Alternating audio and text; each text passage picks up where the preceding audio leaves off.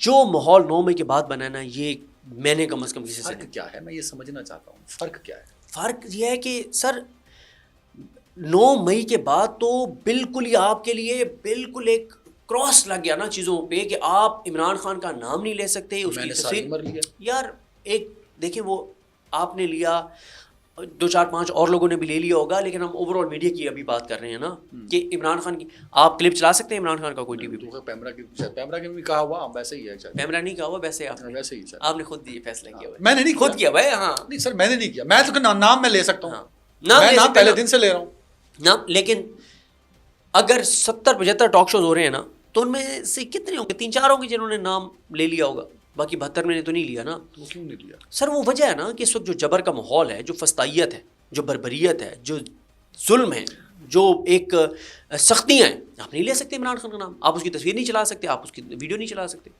Even کہ اس کے خلاف بھی کوئی چیز ہوتا. میں آپ کو ایک بات بتاتا ہوں، میں بول کا بیورو چیف تھا، ایک میٹنگ ہوئی جس میٹنگ کا آپ سے بہتر کس کو پتہ ہے. تو مجھے ایک کال آتی ہے ہمارے آنر کی اور وہ مجھے کہتے ہیں کہ اس میٹنگ کے بعد اور اس میٹنگ میں جو کچھ ہوا تھا وہ اتنا خطرناک اور خوفناک تھا، کچھ منٹوں پہ مبنی تھا وہ. ہاں تو مجھے انہوں نے کال کی اور مجھے کہا کہ میں ایک اور میٹنگ میں انٹر ہونے لگا ہوں، لیکن فوری طور پہ چیزیں ہٹوا دو، نکلوا دو. اتنے بجے کے بعد عمران خان کی نام کوئی نہیں لے گا اور تصویر نہیں چلے گی، کہیں بھی نہیں چلے گی.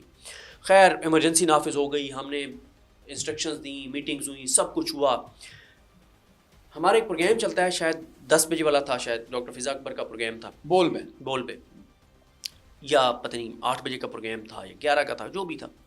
8 بجے کیونکہ سمی ابراہیم سب کرتے تھے. ہوا یہ کہ اس کا جو پرومو چلا نا، اس پرومو میں عمران خان کی تصویر چل گئی. پرومو تو آف کورس وہ پہلے سے بنایا ہوا ایک چنک پہلے. ہاں ہوا یہ کہ نا پیمرا سے کال آ گئی ہمارے آنر کو کہ پھر آپ نے عمران خان کی تصویر چلائی ہے، آپ لوگوں کو سمجھ نہیں آتی، آپ کون سی زبان سمجھتے ہیں، پھر یہ کر دیں گے وہ. انہوں نے مجھے کال کی، انہوں نے میرے اوپر چڑھائی کر دی کہ یار کیا ہو گیا، تمہیں منع کیا تھا تم لوگوں کو، تم نے یہ نہیں کیا وہ نہیں. میں نے کہا سر وہ بھائی پورا پروگرام چلا کے دیکھ لیا. نہیں تھی ٹائٹل میں تھی، صرف ٹائٹل میں تھی. انہوں نے پھر پیمرا والوں نے بتایا کہ ٹائٹل میں تصویر تھی، یعنی اس حد تک سختی ہو گئی.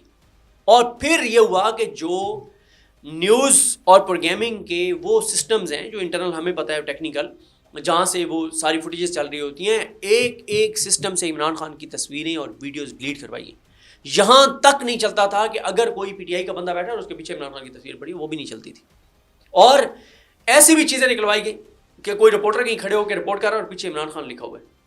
اس حد تک تو چیزیں ہوئی ہیں، تو اس سے زیادہ اور کیا ہو سکتا ہے. 9 مئی کے بعد آپ سمجھتے ہیں کہ صحافت اس ملک میں مشکل حالات؟ ناممکن ہے. یہ صحافت تو نہیں کر رہے نا، یہ تو سب اب جتنی کسی کو سپیس مل رہی ہے تو وہ سپیس میں کام کر رہا ہے نا.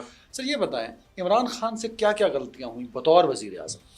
عمران خان سے سب سے بڑی غلطی تو یہ ہوئی کہ عمران خان نے چیزوں کو پولیٹیکلی ڈیل نہیں کیا، اور اپنے مطلب اتحادیوں کو اور اپنے ایم این ایز کو. ایک عمران خان سے یہ غلطی یہ ہوئی کہ وہ زیادہ ڈیپینڈنٹ ہو گئے تھے انٹیلیجنس ایجنسیز کے اوپر، جو کہ ایک بطور وزیر اعظم ان کی غلطی تھی.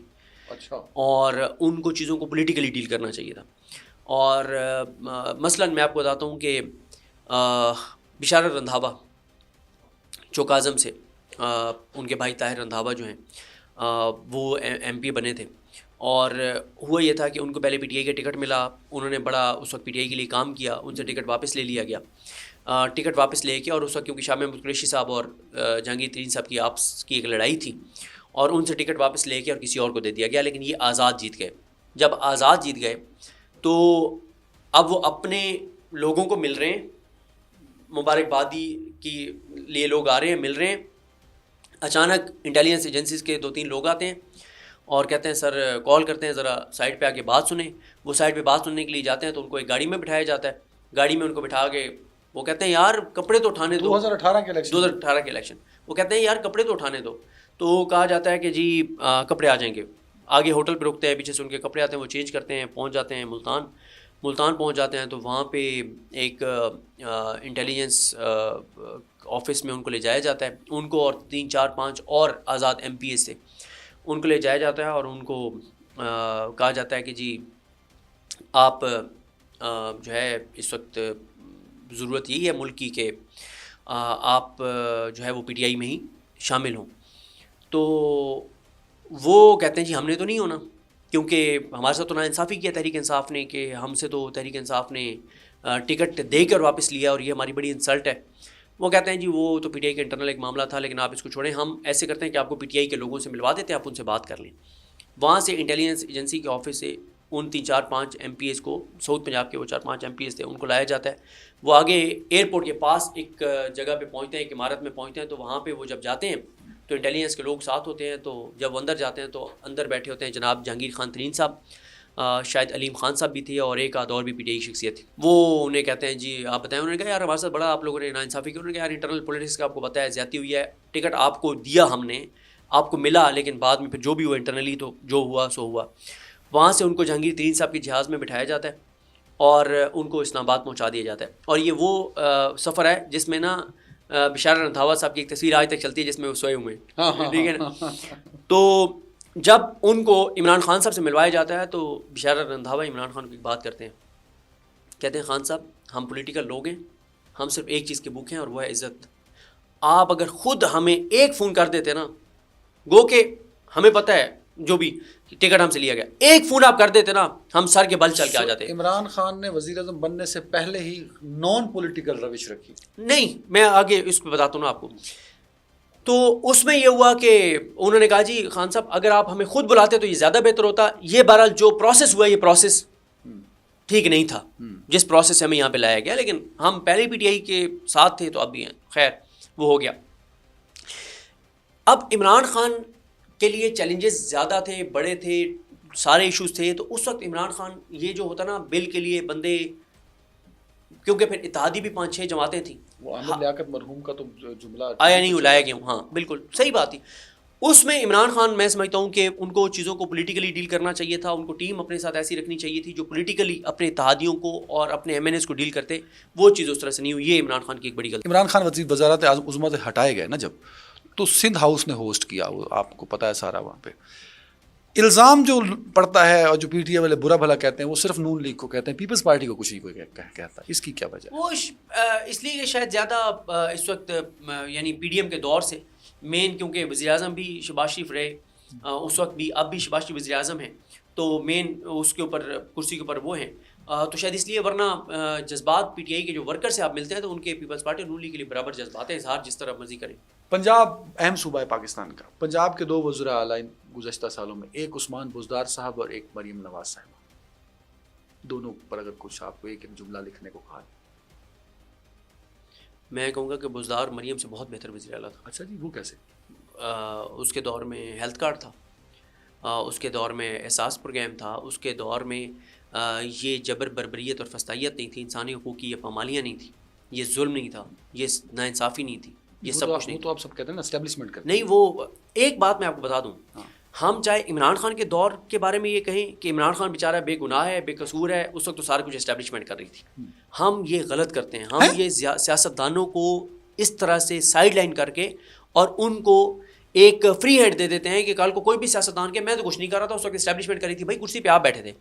عمران خان کے دور میں اگر اسٹیبلشمنٹ کچھ کر رہی تھی تو عمران خان اس سے بری ذمہ نہیں ہو سکتے، تو آج بھی پھر حکومت ذمہ دار ہے ہی، کل 1000% ہے حکومت۔ میں کہہ رہا ہوں عمران خان کو بھی اپنے وہ لینی چاہیے کہ جو ان کا اس میں قصور تھا، اس پہ ان کو بتانا چاہیے کہ ہاں یہاں پہ میرا قصور ہے، مجھے اس وقت اسٹینڈ لینا چاہیے تھا، میں نے نہیں لیا۔ نہ آپ عمران خان کو بری ذمہ قرار دے سکتے ہیں، نہ آپ موجودہ کو۔ تو اس لیے جو بھی 8 فروری کتنا امپورٹنٹ ہے، 8 فروری 2024 کا الیکشن، کیونکہ جب مذاکرات کی بات چیت چلی تو عمران خان صاحب 8 فروری سے پیچھے ہٹ گئے، یہ ان کا فیصلہ درست؟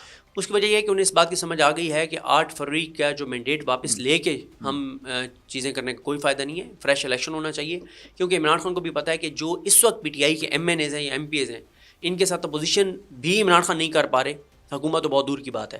تو آپ کو عمران خان کی بالکل نئی ایک ٹیم میدان میں اگلے الیکشن میں نظر آئے گی، یہ نہیں ہوں گے، ان میں سے بہت سے نہیں ہوں گے، ان میں سے بہت سے نہیں انہوں نے تو اسمبلی فلور کے اندر حکومت وقت کو ٹف ٹائم دیا ہوا۔ سر وہ ایک الگ چیز ہوتی ہے، پنجاب دیا ہوا ہے کہ نہیں ویسے؟ سر قومی اسمبلی میں دیا ہوا ہے، پنجاب میں گراؤنڈ کے اوپر کچھ بھی نہیں ہو رہا نا، نہ وہاں پنجاب کی بیڈ گورننس کو ہائی لائٹ کر رہے ہیں۔ عمران خان اگلے الیکشن میں ان لوگوں کو اوبلائج کریں گے جنہوں نے تھوڑا بہت سفر کیا یا سنسیئر رہے ہیں، جنہوں نے سفر کیا ہے, جنہوں نے 8 فروری کا الیکشن لڑا 2024 کا, یہ سارا یہ بھی ساتھ رہیں گے, لیکن اگلی جو عمران خان کی ٹیم آپ کو نظر آئے گی وہ اس طرح سے نظر آئے گی جن کے ساتھ انہوں نے حکومت کرنی ہے. کچھ نیشنل انٹرسٹ ہوتے ہیں نا, کچھ نیشنل انٹرسٹ ہوتے ہیں, اس نیشنل انٹرسٹ میں افغانستان کی پالیسی آ جاتی ہوگی, کشمیر بھی آ جاتا ہوگا, a lot of other things.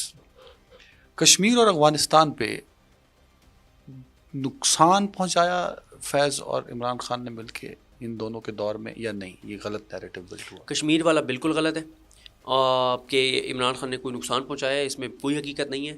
اور جہاں تک افغانستان کی بات ہے, ہو سکتا ہے جنرل فیض نے پہنچایا ہو. نہیں مجھے نہیں لگتا, بالکل نہیں. بہت شکریہ صدیق صاحب, ویلکم. اللہ حافظ ناظرین.